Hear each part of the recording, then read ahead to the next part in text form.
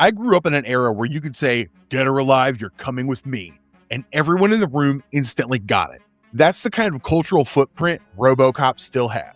Now, one does not need to be a detective to figure out why.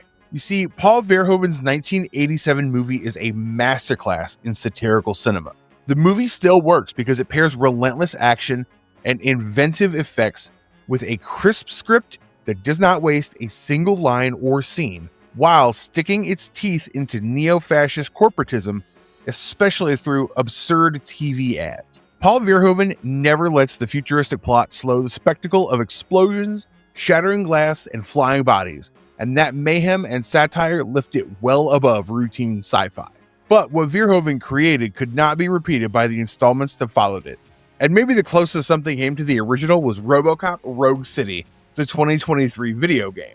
Having said that, there was one project that could have been equally successful, and I'm talking about the movie Robocop Returns, which would have followed a script written by the original creators Ed Neumeyer and Michael Miner. They had written a story titled Corporate Wars that was to serve as the basis for a sequel to the original, but unfortunately that didn't come to pass. And even Robocop Returns has not seen the light of day, and maybe it never will. Still, I freaking want to know, where on earth is Robocop Returns? A project that had legacy sequel energy, complete with beloved creators, and a director who very publicly adored the original. Then, complete radio silence. So why did that happen? And should we give up any hopes? Well, in this video, I'll break down what Robocop Returns was meant to be, the chain of events that shoved it into limbo, and what's actually still alive of it today. Trust me, the truth gets stranger than the rumor mill. So without further ado, let's begin, shall we? I think we should talk. The movie that spoiled us. Before I talk about delays, rights, and corporate musical chairs, I have to admit something. The original Robocop ruined us for the rest of the franchise. Paul Verhoeven took a pulpy setup where a cop dies, then the cop returns as a machine. Then, Mr. Verhoeven used it as a critique of the 1980s corporate culture, privatization, media rot, and whatnot. Hey, that kind of rhymed. Am I a poet or what? Anyway, silly jokes aside, the fake news breaks and commercials in the movie may have felt like fillers in the first viewing, but they were the film's, this is what the world values now kind of a warning. And if you think about it, it all fits perfectly into today's world. And that's precisely the reason why the original still bloody works. In fact, the violence itself had a point, and that's extremely rare for movies. So it was so extreme that it circled back to the absurd, which was a part of the satire that Mr. Verhoeven wanted to execute. Furthermore, the script even bakes in the horror of ownership, where Robocop isn't just rebuilt as a half-human, half-machine entity meant to fight crime and criminals. Instead, he's treated as a product by Omni Consumer Products, or OCP. Let's consider the real world for a bit. Companies build these awesome fighter aircrafts. Take France's Rafale for existence, but these jets are no longer seen as tools to protect oneself. They've become a product that can be sold to other countries. You get my point, right? And as far as the movie's concerned, at the center of it all was Peter Weller's Alex Murphy, who plays like sci-fi Frankenstein's monster, albeit in a police uniform and with metal parts instead of scavenged human body parts. His body turns into hardware, yet fragments of memory keep pushing through. That identity fight about, hey, have you thought it all over? Why not make me an offer? who am I when the corporation owns my body, my job, my very directives, is what gave the movie its sting. It's also why people keep rewatching it decades later, long after countless action films blur together into background noise. The numbers also back up how it performed with the then theatergoers. The film was made on a budget of about $13.7 million and grossed about $53.4 million, which made it a clear hit for its scale. It also won the Academy Award for Best Sound Effects Editing and earned additional Oscar nominations. Then, over time, critics and audiences treated it less like that gory robot cop movie, and they started appreciating it more like a smart genre classic with real thematic bites. So yeah, as a fan of the franchise, I don't obsess over Robocop Returns because Robocop needs more content. I obsess because the franchise has chased the original's magic for decades and rarely got close.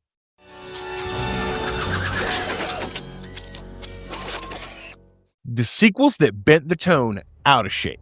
Let's talk about Robocop 2 for a second, because it is important to the Robocop Returns story. Robocop 2 had real ideas, including, but definitely not limited to, corporate control of the city, the Delta City dream, and a drug crisis that turns human misery into business opportunity. Take the health sector in the real world for better context and relatability. I mean, simple life-saving drugs that should be made publicly available at affordable prices have become the ancestral wealth of some business houses. But the thing is, Robocop 2 also had a famously messy path to the screen. The film ended up credited to Frank Miller and Wallen Green in spirit because they wrote it, although it was directed by Irving Kershner.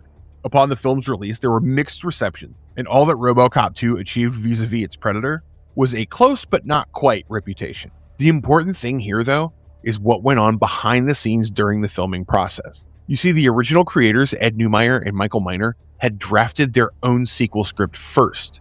That unused draft, often referred to as Corporate Wars, never got the opportunity to be turned into Robocop 2, but it never truly got trashed either. It's basically the seed that later grew into Robocop Returns. Then came Robocop 3, the entry that did the most damage to the brand's reputation. With this movie, fans and critics often raised the same few complaints, and that too, in unison. Robocop 3 was a softer, more kid-friendly movie. Our cop friend even had a jetpack moment. But what stung the most was probably the absence of Mr. Weller in the suit, with Robert John Burke taking the role. And it does not take a Batman to figure out that the movie reduced the graphic violence on purpose to walk through a more family-friendly boulevard. But all that was left in the end was the broken dreams of fans. The critics didn't quite favor the movie either, since Rotten Tomatoes puts Robocop 3 at 9% on the tomato meter. And we all know that a single digit on Rotten Tomatoes is not the kind of number one defends. One just accepts it and moves on. And the money side tells its own story. Robocop 3 had a reported budget between $25 and $30 million, and the worldwide ticket sales amounted to $47 million. This was definitely a flop because the movie barely got back its entire budget when you include the marketing costs in the budget. But what's absolutely clear is that the film was a critical and commercial failure in the United States, with some pop culture journalism websites claiming it earned merely $11 million on US soil, making Robocop 3 the least profitable film in the original series run. That combo of tonal whiplash, weak numbers, and a public shrug reduced Robocop from edgy sci-fi satire into that franchise that used to be cool. And because of this, studios tended to either water it down further so that it could reach a broader audience and make more money, or they shoved it into the vault for a while.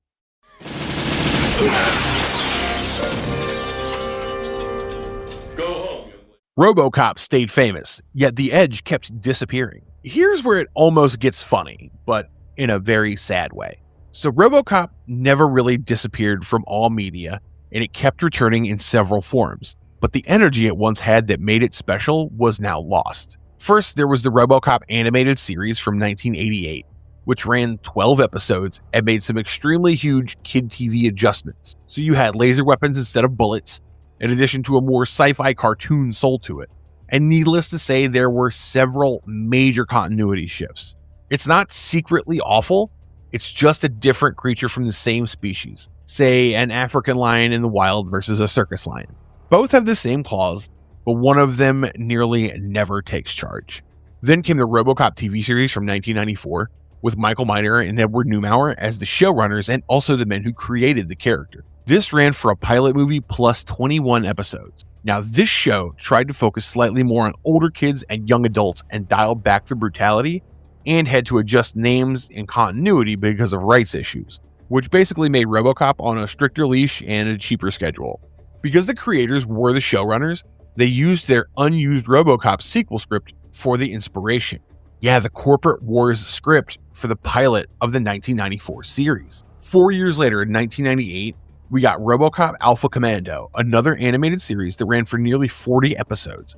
And finally, in 2001, they made Robocop Prime Directives, the last one of the TV installments. But the issue here is that Fireworks Entertainment made the miniseries because they wanted to use the soon expiring Robocop rights. So they hired Julian Grant, a man known to finish projects under the budget and ahead of the schedule. And in the end, what became of Robocop was a cheap knockoff of the original, because the time and the money Well, both of those things were limited. Meanwhile, Hollywood kept flirting with other ways to reboot the property. The clearest example was when Darren Aronofsky was attached to a direct Robocop remake in the mid-2000s. The point isn't what would his version have been, because that road never reached a finished film. The point is that studios kept circling Robocop because the brand recognition stayed strong, even while the franchise identity stayed shaky. So by the early 2010s, Robocop had brand value, but the sharp satirical bite was not a distant memory, which, of course, led to the next big move. And I am talking about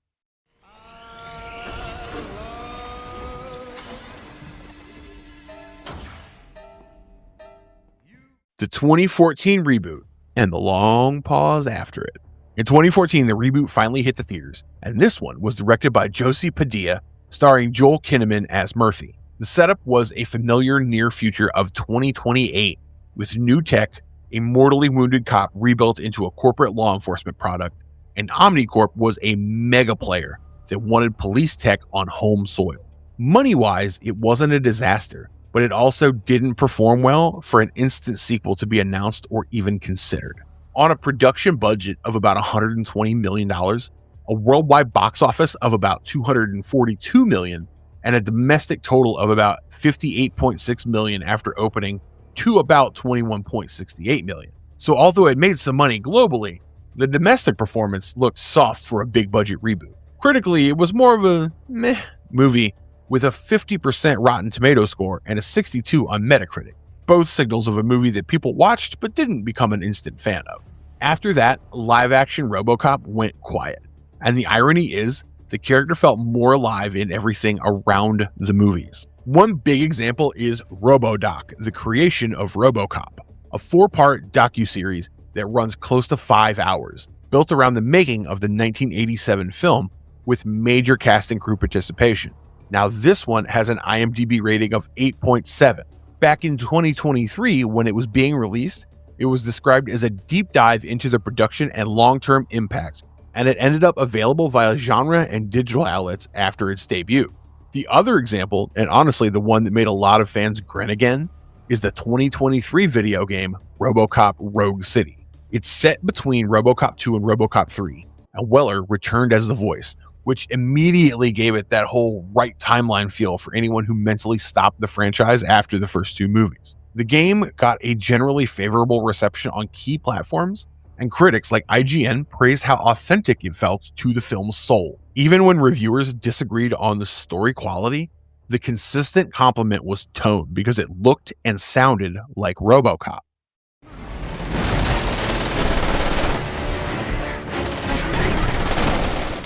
Robocop Returns, born from an old script and a big promise. Robocop Returns first gained real traction in 2018 as a direct sequel to the original concept. The emotional hook was fairly simple but potent, as it aimed to ignore the later sequels and the reboot, go back to what made fans care in the first place, and treat the first film as the real foundation. The story was to be a continuation of the 1987 storyline, with Neumeier and Miner back to work, and with a revived version of their old corporate war concept as the base.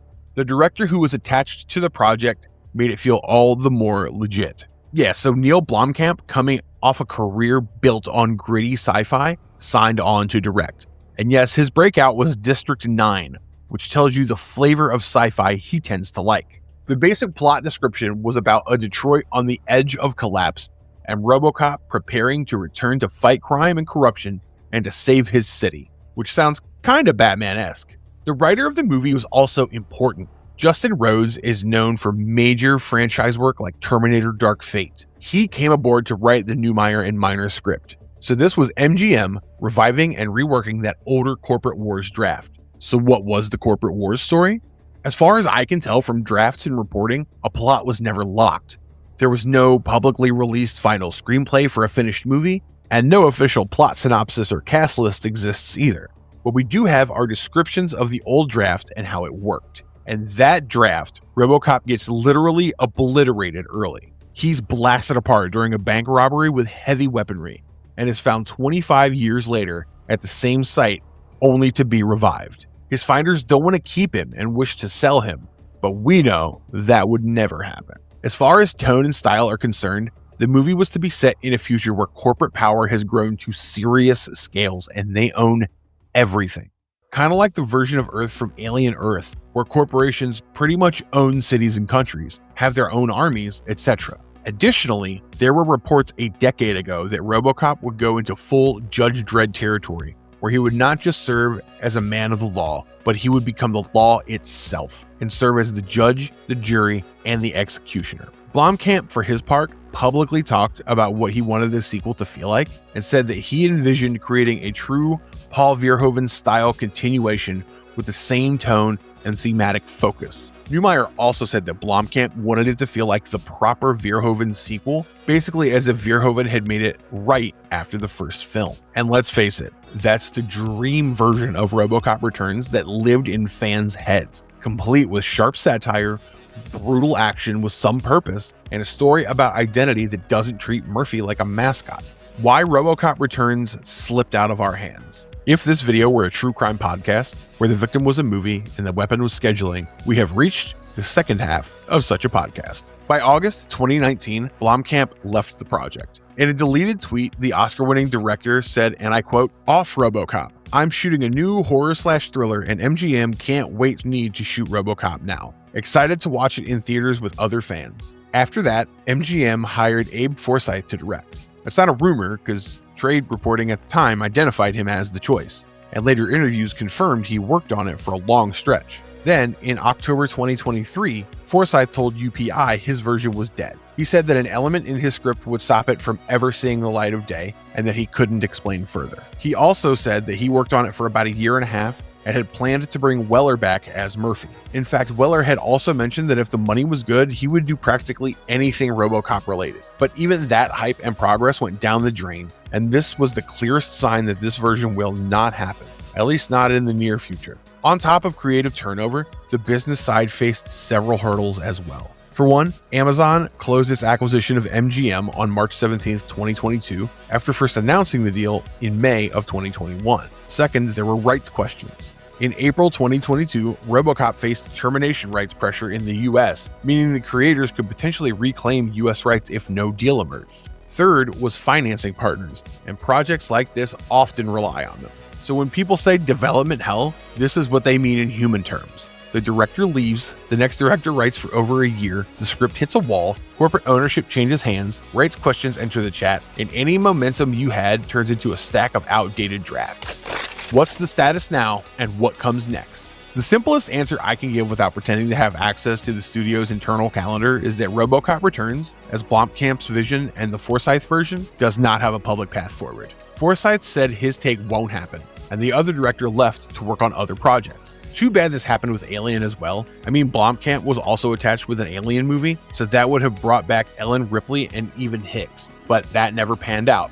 Mostly because of Ridley Scott, but I do not want to get into that right now. Anyway, what is still functional is Robocop as a property under Amazon MGM's umbrella, and the current momentum points toward TV first. In April 2023, multiple reports said Amazon planned to develop MGM library titles into new films and series, and Robocop was also on that list. Discussions were happening for both film and TV, with a TV series possibly first. Then, in late September 2024, news came that Amazon MGM Robocop TV series moves into development with Peter Ocko, known for Lodge 49 and The Office, as writer, executive producer, and showrunner, and James Wan as an executive producer. Now, the emotional question people ask is, does that mean Robocop Returns will get resurrected later? I wouldn't sell that as a promise. The more realistic read, based on what I've read online, is that Robocop Returns was built on an old corporate wars foundation, but the current TV push has no public sign that it uses that exact story. So, even if a new movie happens,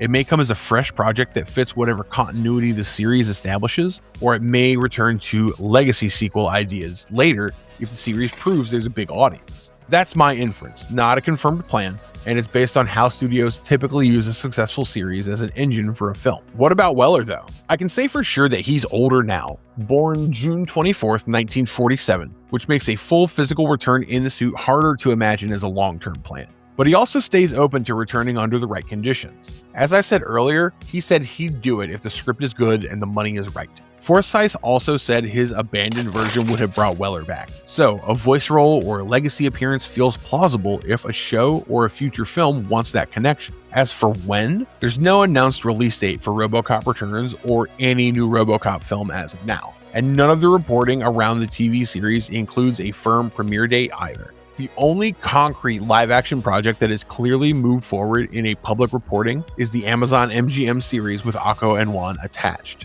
If you want my best grounded expectation, it's that if the new series connects, it becomes the proof of life that a movie needs. If it doesn't, studios tend to regroup rather than throw $100 million at another reboot attempt. That's just pattern recognition from how these IP revivals usually work. So yeah, that was pretty much it in the video, but ironically enough, Robocop has always been about corporate power playing God. It's almost too perfect that the real world battle over Robocop's future now has mergers, rights clauses, and who gets to control the machine. The franchise didn't really lose relevance. No one would say that, but the fact of the matter is that the business around it started acting like it belonged in the movie. If you liked the video, please consider hitting the like and subscribe buttons. Those two small clicks from you will help us tremendously in bringing you more of these lore lockdowns.